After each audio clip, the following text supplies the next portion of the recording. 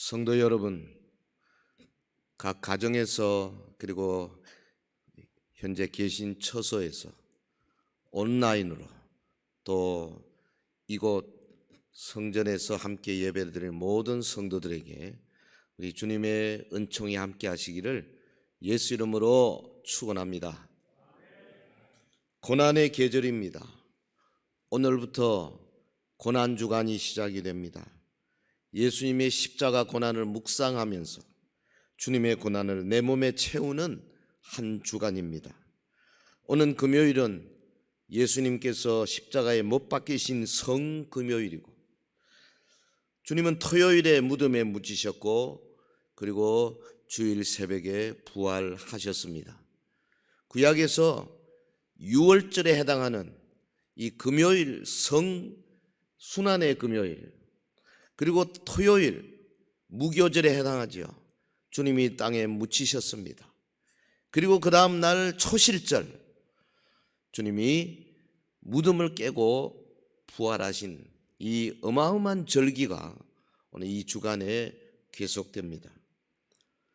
여러분, 예수 그리스도께서 고난 당하신 그 깊은 의미를 깨닫지 못하고서는 부활의 광명한 아침에 주님이 우리에게 주고자 하는 그 영광의 의미를 알 수가 없을 것입니다.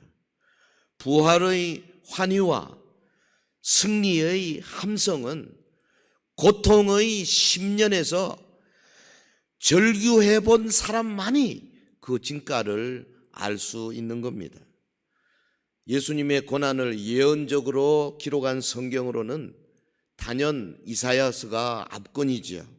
오늘 본문은 선지자 이사야가 노래한 4편의 여호와의 종의 노래 가운데 마지막 제 4번째 종의 노래, 이사야 52장 13절에서 53장 12절까지 연속되는 이 종의 노래의 서론 부분입니다. 이 4번째 고난받는 종의 노래에는 구약 성경 가운데 그 어떤 본문보다도 예수님이 받으신 고난, 그 고난의 세부 요소들이 생생하게 기록되어 있어요. 메시아의 숭고한 희생의 자세, 그 위대한 결과에 대한 감격과 찬탄, 그리고 구속 사역을 위하여 처절하게 낮아지셨던 예수님의 모습, 예수 그리스도의 역동적 승귀, 높아지심, 거기에 대한 기쁨, 이런 것들이 아주 잘 나와 있어요. 생생한 이미지들과 가슴 울리는 시적 운율 속에 포함되어 있는 이 선지자 이사야의 글들입니다. 오늘 본문 이사야 52장 13절에서 15절까지는 여호와의 종의 고난 받으심과 높아지심, 순환과 승귀에 대한 하나님 아버지의 선언을 기록하고 있습니다. 13절에 보면 메시아가 높아지신 것, 14절에는 그가 비하, 즉 고난 받으신 것, 그리고 15절에 보면 그 고난이 세상에 미치는 축복, 이것을 밝히고 있습니다. 실제로 우리 예수님은 예언된 대로 십자가에서 죽으셨다가 다시 살아나셨고 승천하셔서 하나님 보좌 우편에 앉으셨습니다. 이 부분이 그 사복음서와 너무나 유사하고 아주 잘 맞아요. 그래서 우리는 이사야서를 제5복음서 또는 십자가 아래에서 그린 그림, 이런 단어들로 소개하고 있습니다. 사실 본 단락에서 제시되는 구원의 방법은 한마디로 말하면 여호와의 종의 고난과 죽음이죠. 이거는 어느 누구도 예상치 못했던 겁니다. 놀라운 겁니다. 왜 그러냐? 전능하신 하나님께서 이스라엘 백성들을 출애굽 때에 모든 애굽의 장자를 죽이시고 당당하게 끌어내셨지 않습니까? 또 제2의 출애굽이라 할 수 있는 저 바벨론에서부터 이스라엘 백성들을 다시 고토로 돌려보내시는 하나님의 섭리, 기이한 방법을 통해서 하나님께서 역사하신다. 선지자가 이미 기록하고 있는데 이 본단락에 보면은 우리의 예상을 뒤엎고 구원의 방법이 어떻게 나타납니까? 정반대죠. 주님이 보내시는 종의 고난과 죽음을 통해서 구원해낸다. 예언적으로 묘사되고 있는 이 메시아의 고난의 모습은 신약 사복음서에서 역사적 사실로 기록되어 있는 이 고난의 생생한 증언을 능가하리만큼 정말 여러 가지 사실적인 면에서요, 구약의 메시아의 예언의 문자를 쓰면 백미다, 그렇게 말할 수가 있어요. 전에는 그의 모양이 타인보다 상하였고 그의 모습이 사람들보다 상하였으므로 많은 사람이 그에 대하여 놀랐다, 그렇게 기록하고 있잖아요. 여러분, 히브리서 기자가 말했습니다. 믿음의 주요 온전케 하시는 이 예수님을 바라보자. 오늘 이 시간에는 그래서 이 상하신 주님의 얼굴을 우리의 영혼의 눈으로 바라보기를 바랍니다. 이 자리에 모이신 여러분들도 말씀을 들으면서 우리 각 가정에서 온라인으로 예배에 참여한 여러분들도 영혼의 눈으로 상하신 주님의 얼굴을 바라보면서 주님이 주시는 메시지를 받으시기를 주의 이름으로 축원합니다. 주님을 바라볼 때 주님 가신 길을 같이 갈 수가 있어요. 주님의 고통에 일그러진 얼굴을 바라볼 때 비로소 나를 부인하고 내 십자가를 지고 주님을 따라갈 수가 있는 거예요. 상하신 주님의 얼굴, 그 얼굴에 배어 있는 것이 무엇입니까? 그 얼굴이 내게 주는 깨달음과 감동이 어떤 것입니까? 우리가 이 본문을 읽으면서 첫 번째 깨닫는 것은 그가 우리를 대신하여 겪으신 아픔, 고통, 그의 상하신 얼굴에 배어 있는 게 뭡니까? 우리를 대신하여 겪으신 그 주님의 아픔과 고통, 십자가의 고난이죠. 상하신 주님의 얼굴은 주님께 겪으신 참혹한 아픔과 고통을 보여주고 있습니다. 우리는 주님의 상하신 얼굴에서 우리의 죄를 담당하시기 위해 당하신 고통을 볼 수 있습니다. 십자가 상의 고난입니다. 오늘 본문 14절에 보면은 전에는 그의 모양이 타인보다 상하였고 그의 모습이 사람들보다 상하였으므로 많은 사람이 그에 대하여 놀랐거니와. 여기 상하였고 히브리어로 미시하트라는 말, 심각한 결점, 신체적인 훼손, 이런 단어죠.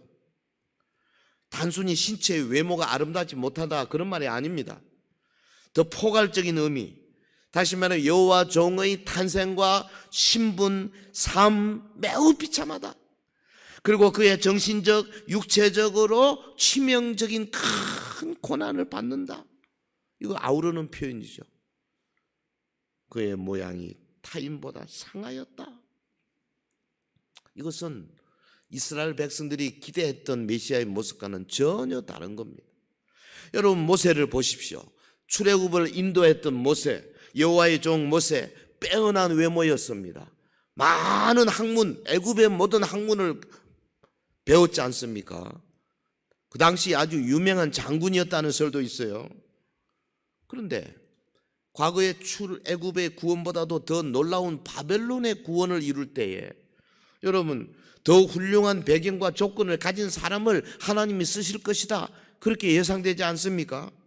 그런데 여기 보면은 여호와의 종의 면모가 예수 그리스도의 삶을 통해서 확연히 드러난 대로 그야말로 매우 심각한 타격, 볼 모양이 없는 모습, 세상 사람들이 오히려 손가락질하는 모습이 될 것이라는 거죠.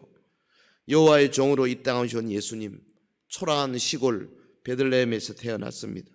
말구유에서 탄생하셨습니다. 목수의 아들로서 공식적인 학문 수업도 받지 못했습니다. 그는 죄인으로 고소를 당했습니다. 온갖 고난을 당했습니다. 흉악범들이 당하는 십자가 고난, 십자가에 매 달려서 비참하게 죽임을 당하셨습니다. 본문 14절 하반절에 그의 모습이 사람들보다 상하였으므로 많은 사람이 그에 대하여 놀랐다 그랬어요. 많은 사람들이 그의 얼굴을 보고 놀랐습니다. 그의 몰골은 처참하게 망가져 눈 뜨고 보기에도 민망했습니다. 그래서 찬송가 145장을 작사한 이 버나드가 그렇게 노래했지 않습니까? 오 거룩하신 주님, 그 상하신 머리, 조롱과 욕에 쌓여 가시관 쓰셨네. 아침 해처럼 밝던 주님의 얼굴이 고통과 치욕으로 창백해 주셨네. 예수님의 얼굴이 상한 이유가 뭡니까? 많은 고민을 하셨기 때문에 그렇습니다. 그는 겟세마네 동산에서 참으로 고통과 고민의 밤을 지셨습니다.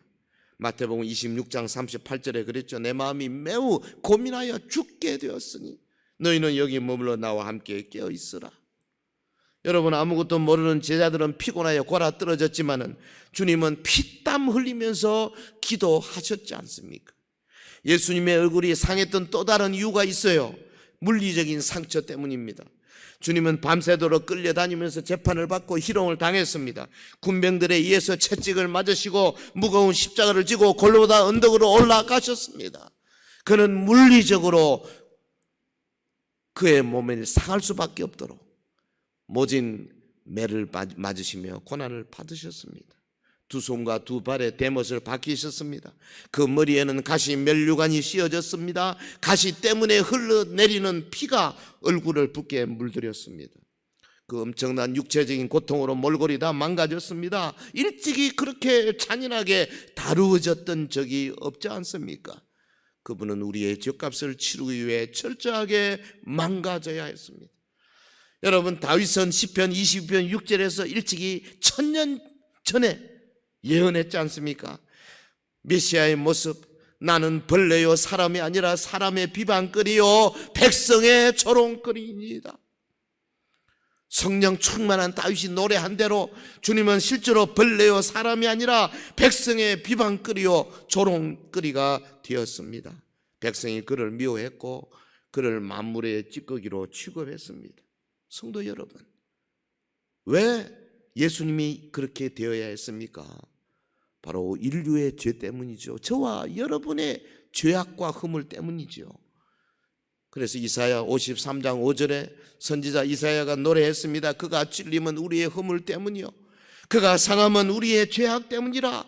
그가 징계를 받음으로 우리가 평화를 누리고 그가 채찍에 맞음으로 우리가 나음을 입었도다. 우리의 허물 때문이었습니다. 우리의 죄악 때문이었습니다. 주님의 상하신 얼굴은 우리를 대신하여 겪으신 그 모진 고난과 고통이었다 함을 웅변적으로 보여줍니다. 여러분, 우리의 죄가 얼마나 컸기에 주님이 이런 고통을 당하셔야만 했습니까? 여러분, 우리의 죄가 얼마나 많았기에 주님이 이런 아픔을 겪으셔야 했습니까? 고난의 계절에 주님의 상하신 얼굴을 우리의 영혼의 눈으로 깊이 바라보면서 내 죄가 얼마나 무서운 것인가를 깊이 깨닫고 죄를 멀리하는 삶이 되시기를 예수 이름으로 축원합니다. 상하신 얼굴에서 우리가 무엇을 읽을 수 있습니까? 두 번째, 우리를 향한 주님의 사랑을 우리가 읽을 수 있습니다. 십자가의 사랑이죠. 주님의 상하신 얼굴은 우리를 사랑하셨기 때문에 만들어진 얼굴입니다. 주님의 망가진 모습을 묵상하면 할수록 우리는 주님께서 자신을 던져서 우리를 사랑하셨다는 것을 느낄 수가 있습니다. 주님은 그 엄청난 고통과 고난의 십자가를 우리의 사랑 때문에, 우리를 향한 사랑 때문에 지신 거다 그 말이죠. 주님은 얼마든지 로마 군병들과 또한 그 주변의 세력들을 제압할 수 있는 분이셨습니다. 12형 더 되는 천군 천사를 동원할 수 있었습니다. 그들을 주님의 무릎 앞에, 발 앞에 무릎 꿇을 수도 있는 능력을 가지신 분이셨습니다. 그런 주님이 처참한 몰골이 되기까지 고통의 십자가를 지신 이유가 무엇입니까? 공명심 때문입니까? 자랑 때문입니까? 아니면 고지식 했습니까? 아닙니다. 예수께서 고난의 잔을 기꺼이 마신 것은 우리를 사랑하신 하나님의 사랑이 아니면 도저히 설명할 길이 없습니다. 십자가의 사랑입니다.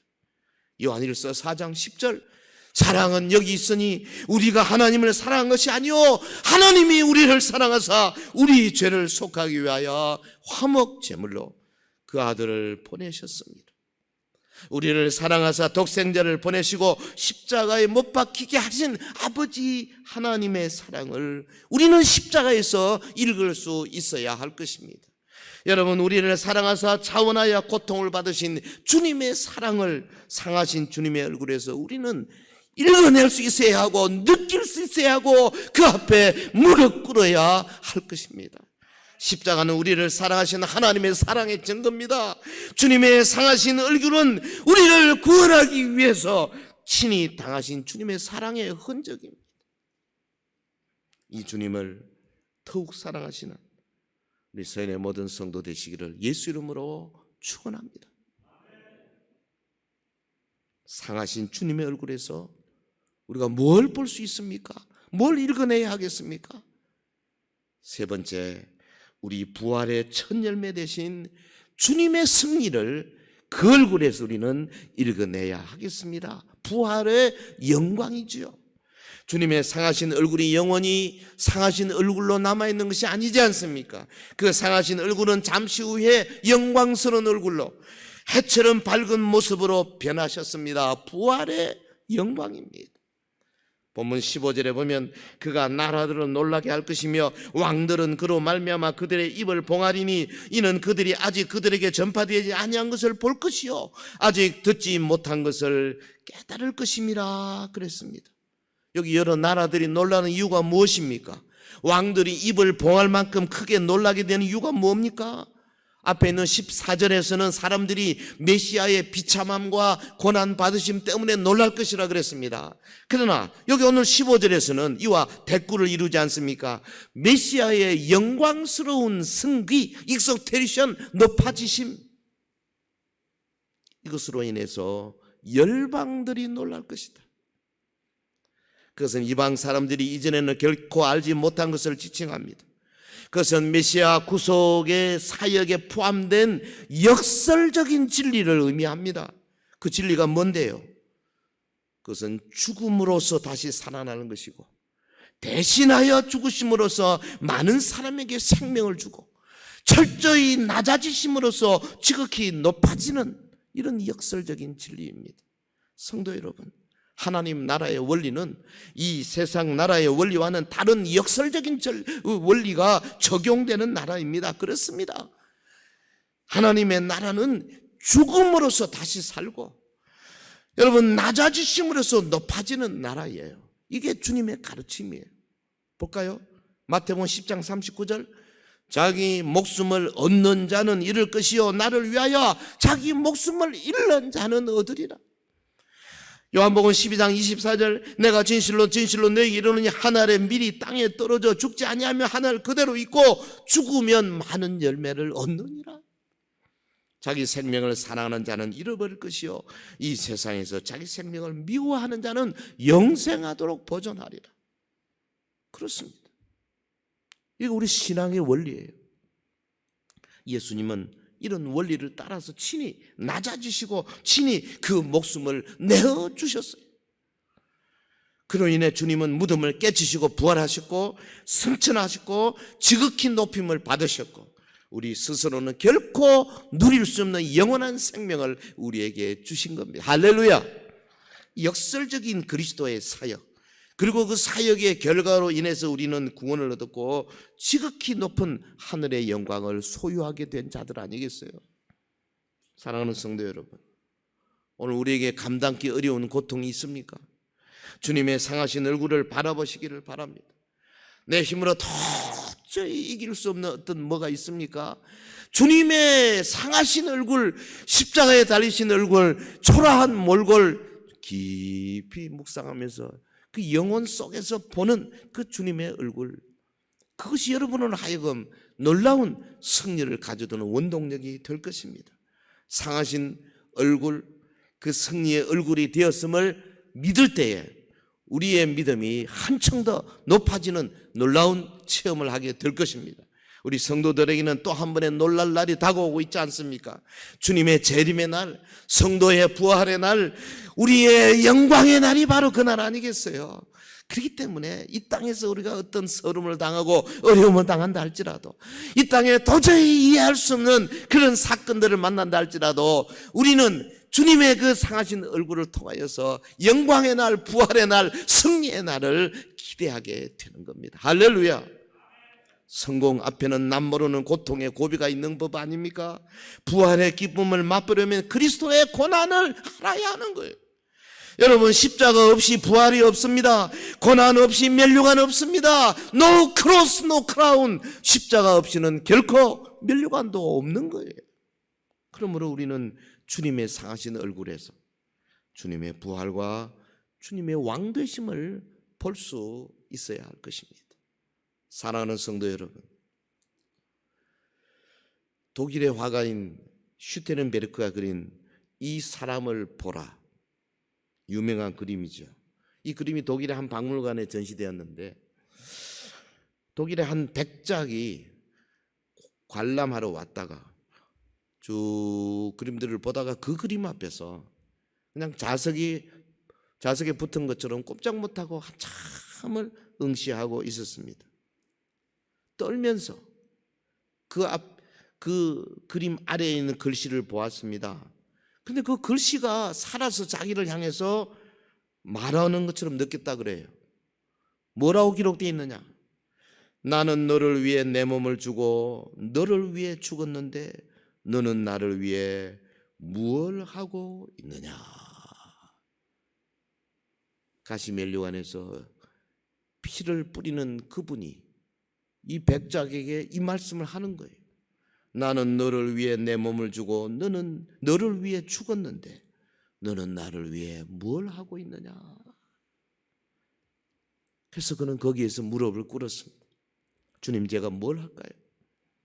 제가 주님을 위해서 뭘 할 수 있겠습니까?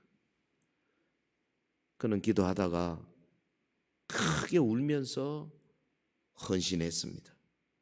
그리고 자기의 전 재산을 바쳐서 세계 복음을 전하는 일에 자기의 몸을 바쳤습니다. 선교사를 훈련했습니다. 파송했습니다. 당시 세계의 가장 많은 선교사들을 온 세상에 보낸 이 모라비안 선교회 열풍을 일으킨 진젠돌프 백작이 바로 이 사람입니다. 이 사람을 보라. 그 상하신 주님의 얼굴을 보라. 나를 위해 나의 죄를 대신해서 십자가에서 그 엄청난 고통을 당하신 주님의 얼굴을 보라. 그 주님의 얼굴을 보고 그 주님 앞에 무릎 꿇을 때 비로소 우리의 삶이 변화될 수 있어요. 우리의 삶이 주님이 원하시는 방향으로 갈 수가 있어요. 여러분, 십자가에 달리신 주님의 얼굴을 보지 않고서는 결탄코 헌신이 있을 수 없어요. 주님의 제자라면은 날마다 자기 몫에 대인 십자가를 지고 주님을 따르는 자가 되어야 할 것입니다. 주님이 오늘 우리를 향하여 말씀하십니다. 그 주님을 바라볼 때 우리가 은혜를 받을 수 있어요. 구름으로부터 은총의 소나기를 내리는 순간은 내가 주님의 그 상하신 얼굴을 바라보고 깊이 느끼며 그 앞에 무릎을 꿇을 때입니다. 여러분, 주님의 부활을 소망하는 순간이 바로 그 순간이에요. 다른 사람이 아닌 바로 나의 죄를 위해서 십자가의 고통을 당하신 주님의 그 상한 얼굴을 바라보고 또 바라보고 각자에게 주시는 주의 음성을 듣는 이 고난주간 한 주간이 되기를 예수 이름으로 축원합니다. 축원합니다. 기도하겠습니다.